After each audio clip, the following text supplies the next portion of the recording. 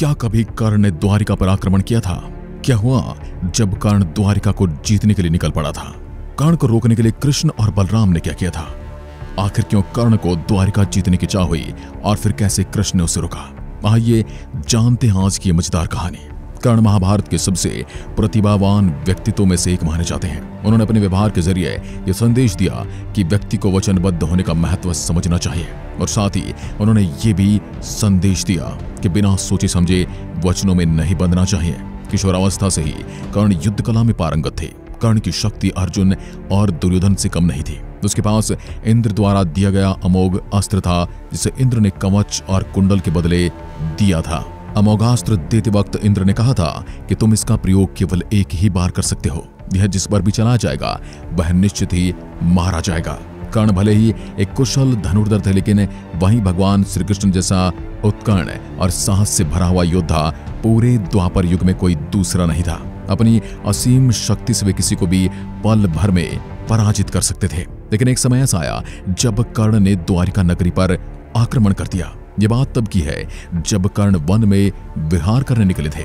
उस समय कौरवों पर गंधर्वों ने आक्रमण कर दिया था, और इस बीच गंधर्वों ने दुर्योधन को बंदी बना डाला। गंधर्वों का राजा चित्रसेन था, जिसने कई सारी माया का प्रयोग करके कौरवों को हरा दिया था। इस युद्ध में कर्ण पर भी गंधर्वों ने आक्रमण किया और उनके धनुष को तोड़ दिया। इस वजह से कर्ण युद्ध से पीछे हट गए। इस समय कर्ण ने अपने दिव्य धनुष का प्रयोग नहीं किया था, क्योंकि कर्ण ने केवल जिंदगी में एक ही बार उसका प्रयोग किया था, और वो समय था महाभारत का युद्ध 17वां दिन, जब अर्जुन के साथ कर्ण ने युद्ध किया था। हालांकि इस युद्ध में कर्ण ने दिव्य धनुष नहीं प्रयोग किया था, और इसी वजह से गंधर्वों से हार गए, और उनके सामने ही उनके मित्र दुर्योधन को बंदी बना लिया गया।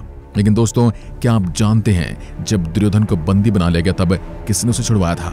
कर्ण तो वहां से पीछे हट गया था, लेकिन अर्जुन ने दुर्योधन को वहां से मुक्त कराया था। भीम और अर्जुन गंधर्वों के पास गए और अपने राजा दुर्योधन को मुक्त करने के लिए उनसे निवेदन किया। इसी दिन के बाद से कर्ण को लोग भगोड़ा कहकर पुकारने लगे, और तो और उसकी वीरता पर भी लोगों ने कई सवाल उठाए थे। कर्ण अपना खोया हुआ सम्मान वापस पाना चाहता था, और इसके लिए उसने दिग्विजय यात्रा शुरू कर दी। कर्ण की यात्रा तब शुरू हुई थी जब पांडवों को 12 वर्ष का वनवास और 1 वर्ष का ज्ञातवास मिला था। इस समय दुर्योधन ने पृथ्वी के सबसे मुश्किल यज्ञ वैष्णव यज्ञ को किया था, और इसी समय कर्ण अपनी विशाल सेना के साथ दिग्विजय यात्रा पर निकल पड़ा। सबसे पहले कर्ण ने पांचाल नरेश द्रुपद के राज्य पर आक्रमण किया। कर्ण द्वारा राज्य को घेर लिए जाने के बाद द्रुपद और कर्ण के बीच एक भयंकर युद्ध भी हुआ था। इस युद्ध में कर्ण की विजय हुई और द्रुपद का राज्य पांचाल हस्तिनापुर के अधीन हो गया। महाभारत काल में एक राजा हुआ करता था जिसका नाम था भागदत्त, जो कि प्राज्ञ ज्योतिषपुर का पराक्रमी राजा था। वैसे तो भागदत्त बुजुर्ग योद्धा था, लेकिन फिर भी वो इतने पराक्रमी थे कि उनसे युद्ध करने की कोई सोचता तक नहीं था। इसकी वजह थी उन्हें युद्ध में न हरा पाना, और इसी वजह से कोई उनसे युद्ध नहीं करता था। भागदत्त नरकासुर का पुत्र था। नरकासुर के पास भगवान विष्णु का वैष्णव अस्त्र था, और यह अस्त्र उसने अपने पुत्र भागदत्त को दिया था। वैष्णव अस्त्र को किसी अस्त्र से रोक नहीं सकते थे, और यह अस्त्र उसने अपने पुत्र भागदत्त को दिया था। वैष्णव अस्त्र को किसी अस्त्र से रोक नहीं सकते थे। लेकिन कर्ण जब दिग्विजय यात्रा पर निकला तो उसने भागदत्त को भी पराजित कर दिया।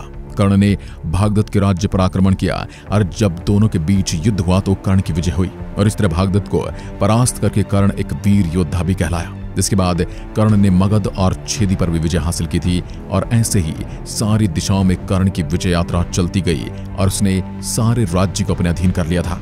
अंत में कर्ण अपनी सेना को लेकर द्वारिका नगरी जा पहुंचा।